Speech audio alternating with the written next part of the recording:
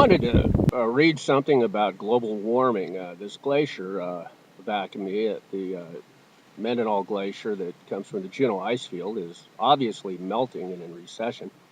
Yet I haven't got anything, my post on it, I didn't bring it with me, anything to read. So I'll read something on infinities instead. Um, I am reading Karl Barth's Intro to Theology right now also, and so I have the idea of the creation of the universe by God. It's a created thing, but it's not in conflict with natural philosophy, theoretically, such as people think about in um, Darwinism or something.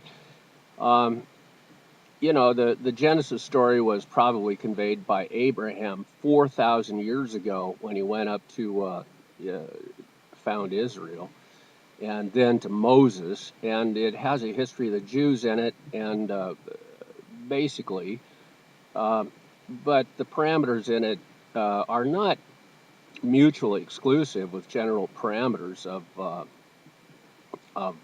contemporary cosmology theories. It's just 4,000 years earlier, and that's not what it was intended to be. Anyway, the problem of infinities in cosmological theories is well known. Philosophically speaking, the issue of infinities is interesting, especially as cosmologists develop mathematical models of reality at the largest and smallest scales so far as possible. There is a Wikipedia article on real numbers exemplifying the problem of infinities for theories. If one has an x, y, two-value coordinate system with x meaning to go up horizontally and y being a lateral designation, a real number on the arrow of progress that needs to reach its last value before moving higher never could go anywhere, since there is an infinite potential for extension laterally. There is, in other words, an infinite number of real numbers between 1 and 2. It is the Eleatic paradox fully developed. So what happens when infinities reach the singularity within the event horizon of a black hole, and the black hole mass under compression of gravity shrinks infinitely forever, moving further toward a perfectly singular point? Regardless of what size it is, it can shrink infinitely farther.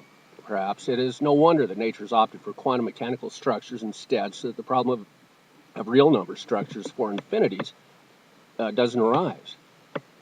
If the universe has quantum structures rather than discrete real characteristics, one would think that a consequence of the individual elements cohering within a unified field is natural. Why such a field as gravitational temporal characteristics exists is a mystery, yet a necessary fact for the existence of time.